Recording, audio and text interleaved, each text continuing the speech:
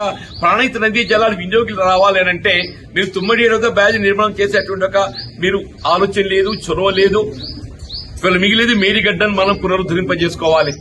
ఇప్పటికైనా కానీ ఏదైతుందో ఈ ప్రభుత్వం ఇంకా 2 ఏళ్లు ఉండబోతుందా, ఇంకా 2 ఏళ్లు ఉండబోతుందని చెప్పంటున్నా. ఇప్పటికైనా కళ్ళు తెరిచింది. ఇప్పటికే కళ్ళు తెరిచి నిన్నదాకా ఏమనుకున్నది, మేడిగడ్డ సాగు పెట్టి కేసీఆర్ గారిని దోషిగా నిలబెట్టే ప్రయత్నం చేసింది. కేసీఆర్ దోషి కాదు, ఈ తెలంగాణ రాష్ట్ర భవిష్యత్తు నిర్మాణం చేసినటువంటి ఒక స్ఫూర్తి తెలంగాణ రాష్ట్ర నిర్మాణాన్ని వీళ్ళ నిలబెట్టే విధంగా ఒక స్ఫూర్తిదాత అని చెప్పంటున్నా.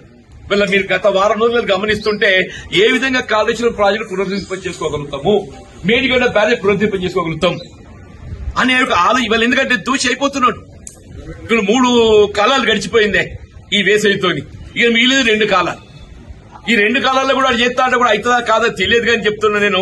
ఇంతకాలం అయితే ప్రకృతి సహకరించింది, మన కరువు రాలేదు. రేపు భవిష్యత్తు ఏమైతే తెలియదు. రేపు కరువు వస్తే దాని జవాబుదారు ఎవరవుతారు?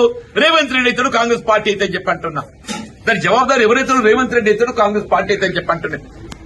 దానికి ఏదైతుందో అదేదో ఇవాళ జ్ఞానోదయం అయినట్టు ఏదైతుందో ఏ సంతోషం. ఇప్పటికైనా వి వెల్కమ్ ఇట్.